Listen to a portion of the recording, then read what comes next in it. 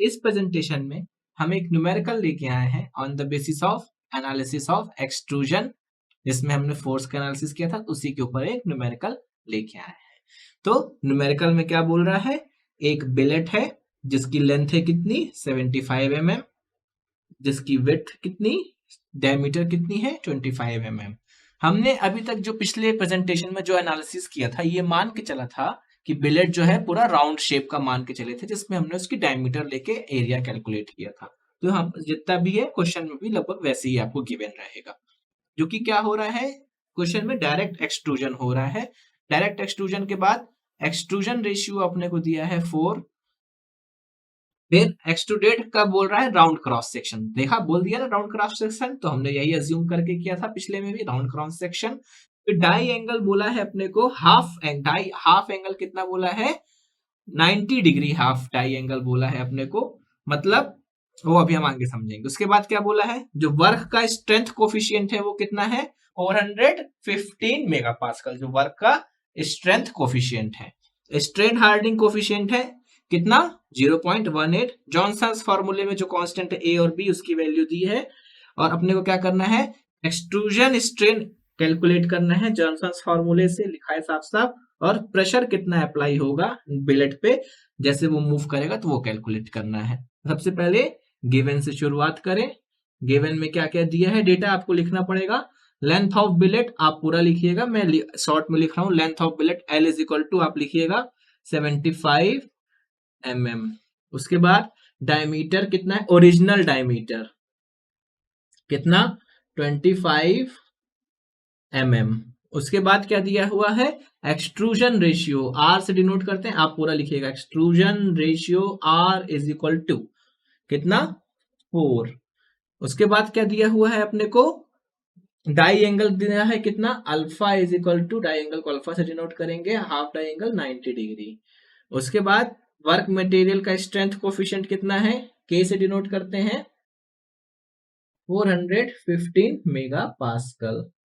N strain hardening coefficient कितना दिया हुआ है 0.18। जॉनसन्स फॉर्मूले के कोफिशिएंट दिए हैं A 0.8 और B दिया हुआ है कितना 1.5। ठीक है, अब हमें फाइंड क्या करना है, तो यहीं पे नीचे लिख दें टू फाइंड, क्या क्या फाइंड करना है, जॉनसन्स फॉर्मूला से एक्सट्रूजन स्ट्रेन फाइंड करनी है, एक्सट्रूजन स्ट्रेन पूरा लिखिएगा, एक्सट्रूजन स्ट्रेन E फाइंड करनी है। उसके बाद प्रेशर कितना लग रहा है वो फाइंड करना है। ठीक है, डायरेक्ट एक्सट्रूजन क्वेश्चन में गिवन है अपने को।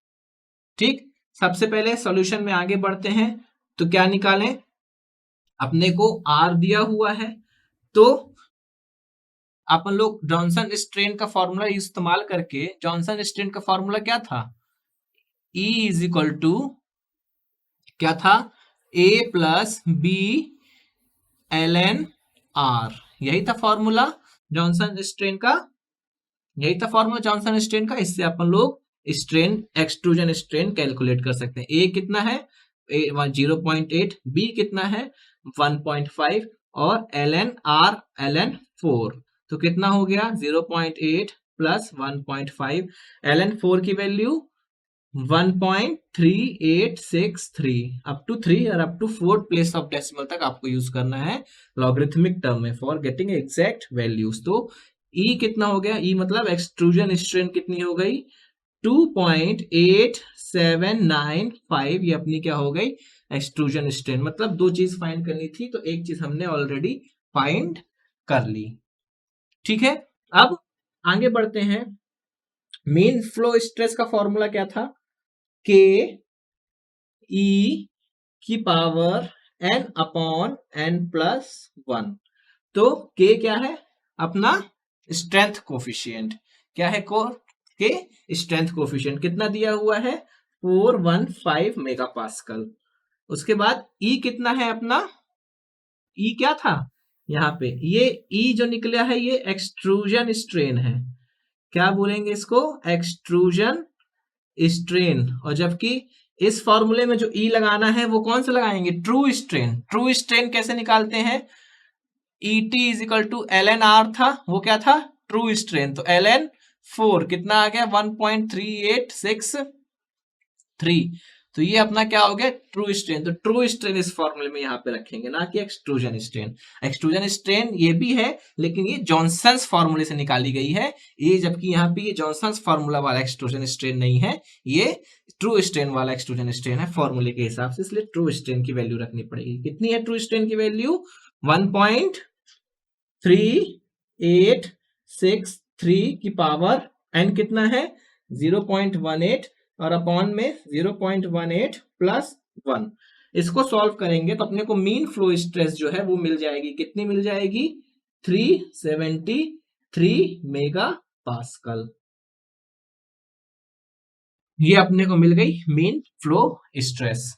अब अपने को क्या पूछा है, प्रेशर पूछा है।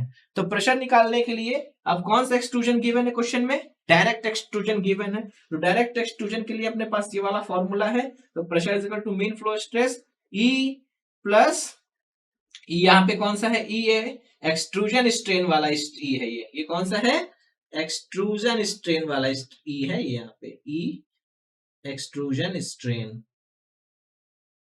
ठीक है। 2L भी है, L भी है, DO भी है। तो फॉर्मूला लगा दे तो अपने को सिंपल क्या मिल जाएगा, अपना प्रेशर मिल जाएगा। अब ये फॉर्मूला लगाने से पहले कुछ अपने को जो इसमें डाई एंगल दिया हुआ है तब लगाना है। ये फॉर्मूला क्या है, मैक्सिमम प्रेशर के लिए है। कितना, मैक्सिमम प्रेशर कितना लगेगा उसके लिए है।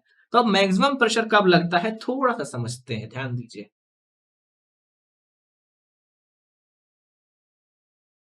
मान लीजिए ये आपका कंटेनर है, यहाँ पे बिलेट है और यहां से आपका एक्सट्रूजन प्रोडक्ट जो है वो निकल रहा है, ठीक है।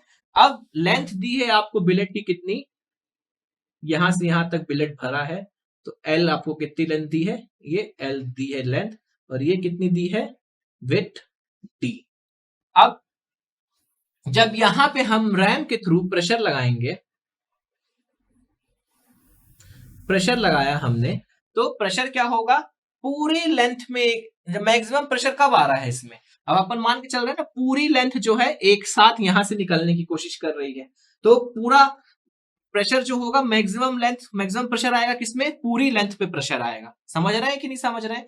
अभी अपना कोन एंगल कितना है, 90 डिग्री है। ये देखिए कोन एंगल कितना, 90, हाफ कोन एंगल 90 डिग्री क्वेश्चन में दिया हुआ है। तो मतलब क्वेश्चन में अपने को ये वाला केस दिया हुआ है, जब हाफ कोन एंगल कितना है 90, तो अपन लोग मैक्सिमम प्रेशर कहाँ आएगा, पूरी लेंथ पे मैक्सिमम प्रेशर आएगा, क्योंकि पूरी लेंथ क्या हो रही है, एक साथ ही एक्सट्रूड हो रही है, कोई भी लेंथ छूटी नहीं ना, पूरी लेंथ में एक साथ प्रेशर लग रहा है। और जितनी ज्यादा लेंथ पे लगेगा उतना ज्यादा प्रेशर, क्योंकि जितनी ज्यादा लेंथ पे लगेगा उतना ज्यादा क्या आएगा, कांटेक्ट आएगा दीवार से, दीवार से जितना ज्यादा लेंथ पे कांटेक्ट आएगा उतना ज्यादा प्रेशर। तो मैक्सिमम प्रेशर अभी कहाँ पे, पूरी लेंथ पे लग रहा है। समझने की कोशिश कीजिए। अब अगला केस लेके चलते हैं। अगले केस में मान लीजिए ये ऐसा हो गया, ये अपन ने क्या किया, हल्का सा क्या किया, इसको कोन दे दिया, तो हाफ कोन एंगल ये हो जाएगा आपका कुछ। अब एल जो दी है आपको, एल मान लीजिए कितनी दी है, ये एल आपकी दी है, यहां तक आपका क्या है, बिलेट भरा हुआ है, ये आपका डी हो गया। अब ध्यान दीजिए, अब अपन ने क्या किया, यहां से प्रेशर लगाना शुरू किया, ठीक है। अब कोन होने के कारण अभी अपन ने स्टार्टिंग में प्रेशर लगाया तो क्या हुआ, यहां तक तो एक्सट्रूजन हुआ नहीं। एक्सट्रूजन कब हुआ, जब उसकी कोनिकल वॉल्स को वो क्रॉस करके आगे इस पॉइंट तक पहुंचा, तब जाके वहां पे एक्सट्रूजन हो रहा है। मींस अभी अपना मैक्सिमम प्रेशर क्रिएट नहीं हुआ, क्योंकि यहाँ पे अपना जो अपन ने कोनिंग कर दी है, कोन देने के कारण फ्रिक्शन थोड़ा सा कम हो जाएगा, तो अपना प्रेशर थोड़ा सा कम हो जाएगा। और मैक्सिमम प्रेशर कितने लेंथ पे लगेगा, लेंथ जब थोड़ी सी आगे जाएगी ऐसे, और ये ऐसे जब इसको भरेगी, तब ये अपना क्या लगाएगा, मैक्सिमम प्रेशर लगाएगा। ये अपनी लेंथ क्या हो गई, ये एल। जब ये लेंथ यहां से कोन को इसको पार करके निकलने लगेगी, यहां तक पहुंच जाएगी, तब अपने को ये क्या लगाएगा, मैक्सिमम प्रेशर लगाएगा। मींस जो इफेक्टिव लेंथ थी वो आपकी क्या हो गई, थोड़ी सी कम हो गई, कोनिकल सेक्शन बनाने के कारण इफेक्टिव लेंथ कम हो गई, तो आपका क्या हुआ, जो प्रेशर लग रहा था वो क्या हुआ, थोड़ा सा कम हो जाएगा, क्योंकि इफेक्टिव लेंथ कम तो कांटेक्ट कम तो फ्रिक्शन कम। लेकिन अपने सवाल में अपने को दिया है 90 degree half die angle. 90 degree मतलब अपने को यही दिया है। इफेक्टिव लेंथ अपनी कितनी होगी, जितनी लेंथ अपने को दी है तो अपने को पूरी लेंथ लेके चलनी है। और यदि अपने को क्वेश्चन में 90 से कम एंगल दिया होता तो अपने को इफेक्टिव लेंथ निकालनी पड़ती, जो कि अपन ने यहाँ पे राइट एंगल ट्रायंगल ड्रॉ करके जितना भी आता उतने आराम से ये लेंथ कैलकुलेट कर लेते, ये वाली लेंथ इसको माइनस कर देते अपनी इफेक्टिव लेंथ में, तो अपने को इफेक्टिव लेंथ मिल जाती। ये वाली लेंथ को टोटल लेंथ से माइनस कर देते तो इफेक्टिव लेंथ मिल जाती। फिलहाल अपने को 90 डिग्री दिया है तो अपन ऐसे लेके चलेंगे। तो अपने पास फॉर्मूला क्या है, P इज इक्वल टू क्या है formula, sigma F M E extrusion वाली extrusion 1 plus 2L upon D original, ये है अपने पास फॉर्मूला। तो P इज इक्वल टू कितना हो जाएगा, सिग्मा एफ एम कितना निकाला अपन ने 373 मेगापास्कल। एक्सट्रूजन स्ट्रेन कितनी निकाली अपन ने 2.8795, ठीक है। और 2L तो मतलब 2 इंटू लेंथ कितनी होगी 90 डिग्री में, पूरी लेंथ लेनी पड़ेगी। कितनी है पूरी लेंथ 75 अपॉन डीओ कितना 25। तो इसको सॉल्व करने पे अपना जो प्रेशर आ जाएगा वो कितना आ जाएगा 3312 मेगा पास्कल, ये अपना प्रेशर आ जाएगा जो अपन ने निकाल लिया। अब मान लीजिए कि अपना जो अल्फा जो है वो 90 डिग्री ना देके 90 डिग्री से कम हुआ होता और उसको इफेक्टिव लेंथ निकालने के बाद अपनी जो लेंथ आती वो लेंथ आती कितनी 50 mm। तो 50 mm अपन इस फॉर्मूले में पुट करते हैं तो फिर P कितना हो जाता अपना 373 अंदर 2.8795 प्लस 2 इंटू 75 की जगह 50 कर देते अपॉन 25। तो इसको सॉल्व करने पे अपना जो आंसर आता है वो कितना आता 2556 मेगा पास्कल। तो अपना देख रहे हैं अपन लोग कि प्रेशर जो है वो क्या हो गया रिड्यूस हो गया। क्यों रिड्यूस हो गया, क्योंकि अपन ने डाई एंगल 90 से कम किया, हाफ डाई एंगल 90 से कम किया, ये अल्फा 90 से कम हुआ तो कोनिकल सेक्शन यहाँ पे बना। कोनिकल सेक्शन बनने के बाद जो अपनी लेंथ थी बिलेट की वो इफेक्टिव लेंथ थी वो थोड़ी सी कम हो गई। इफेक्टिव लेंथ कम होने से दोनों के बीच में कांटेक्ट एरिया कम हुआ, कांटेक्ट कम हुआ तो फ्रिक्शन कम हुआ तो प्रेशर भी अपना कम हो गया। उसके बाद और लेके चले, मान लेते हैं अपनी इफेक्टिव लेंथ कितनी आई 25 आई, आपने कोन एंगल और कम कर दिया, क्या कर दिया और कम, मतलब इसको और ऐसे कर दिया तो 25 आ गई अपनी, ये लेंथ बढ़ जाएगी और ऐसे कर देंगे तो ये यहां तक आ जाएगी, ये लेंथ इतनी और कम हो गई 25 कर दिया तो P अपना कितना आ जाएगा 373 अंदर 2.8795 प्लस 2 इंटू 25 अपॉन 25 सॉल्व करेंगे तो P कितना आ जाएगा 1820 मेगा पास्कल। तो अपन देख रहे हैं जैसे जैसे कोन एंगल अपन कम कर रहे हैं हाफ कोन एंगल तो प्रेशर जो है कम हो रहा है, मींस इफेक्टिव लेंथ कम हो रही है। इफेक्टिव लेंथ कम होने से फ्रिक्शन कम हो रहा है, फ्रिक्शन कम हो रहा है तो प्रेशर कम हो रहा है। फिलहाल लेकिन अपने क्वेश्चन में 90 डिग्री दिया है तो अपने को फुल लेंथ ही जितनी दी है वही पूरी इफेक्टिव लेंथ है। मैंने आपको इसलिए समझा दिया क्योंकि क्वेश्चन जो आएगा आपको मान लीजिए 90 डिग्री का नहीं आया, आपको कम एंगल का आया तो आप उसको इफेक्टिव लेंथ में कन्वर्ट कर लीजिए फिर फॉर्मूले में पुट करिए तो आपको करेक्ट आंसर मिल पाएगा। आई होप आपको ये समझ में आया होगा और इस तरह के क्वेश्चन प्रैक्टिस करिए जिससे आपकी न्यूमेरिकल एबिलिटी थोड़ी सी इनहैंस हो। Thanks for paying your attention.